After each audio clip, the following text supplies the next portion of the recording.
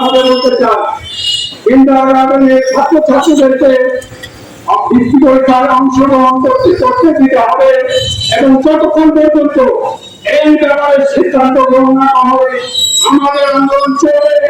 আমরা প্রয়োজনে ছাত্র আন্দোলন এবং আমাদের দাবি আমরা আমার সবাই ছাড়বো। শুধু আমাদের রাজবাড়ি নয়, সারা বাংলাদেশে আয়োজন হয়েছে। আমরা 1 তারিখ পর্যন্ত আমাদের যে কর্মসূচি, আমাদের কেন্দ্রীয় ঘোষিত কর্মসূচি দিয়েছি, সেই কর্মসূচি কেন্দ্রের নির্দেশনা আসতে হয়েছে। আমাদের দাবি না মানলে কেন্দ্রীয় ভাবে আমাদের যে কর্মসূচি দেবে আমরা পরবর্তীতে সেই কর্মসূচিগুলো আবার পালন করবো। তাও যদি না হয় আমরা বলেছি, আমাদের কেন্দ্রের নেতারা বলেছেন, তাও যদি না হয় আমাদের হাইকোর্টে যেতে হবে। শিক্ষা মন্ত্রণালয় জবাব চাই, দিতে হবে।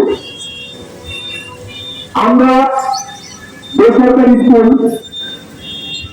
সারা বিশ্বে বেসরকারি কিন্ডারগার্টেন রয়েছে, বেসরকারি স্কুল রয়েছে, বেসরকারি ক্লিনিক রয়েছে, বেসরকারি প্রতিষ্ঠান রয়েছে।